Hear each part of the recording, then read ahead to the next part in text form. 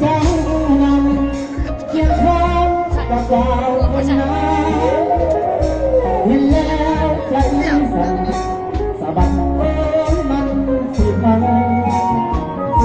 มานับเพียงน้องผู้สาวคนที่หวังทันได้ไปนั่งจังคือ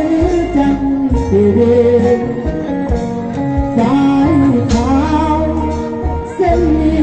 ที่อายผู้เจอขอให้แฟนมีแต่ความสุขสุขดีอย่าได้สดใสถึงกันกับคนคนนี้ชักมาตั้ง5 ปีสุดท้ายอายมีสิทธิ์ยัง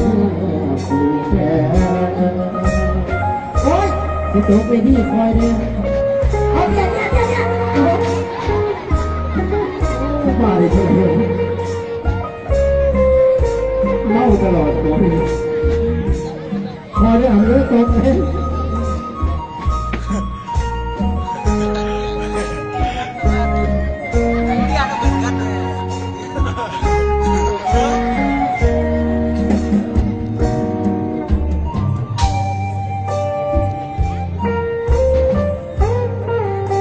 เอาบูไปซะเตีย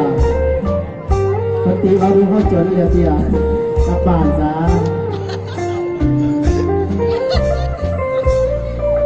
พอยิ่งกับพอยิ่งด่าเงื่อนเล็กไม่ละเล่นเขาเป็นสลับหลายใจไปก็ไม่ได้ยังดอกเนาะ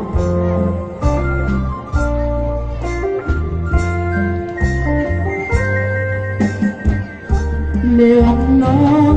แต่งแก้มแดงน้องหูบอลหูนำจอคอก็คือจะอ่านเอง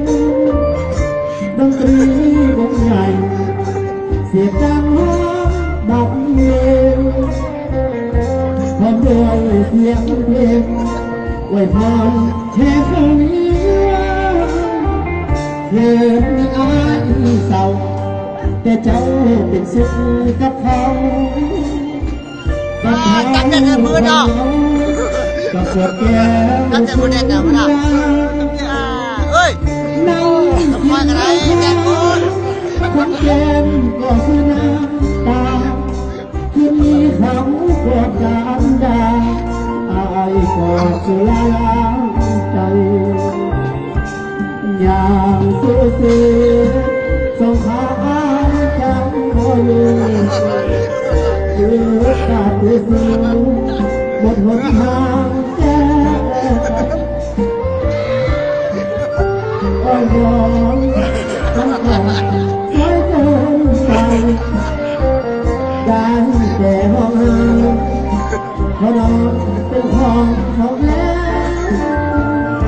ในวันน้องเด็กแค่คนเขา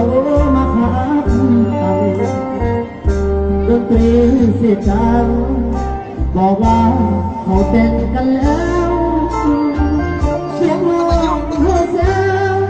อวยพรควันครูทุกเมียแก้ว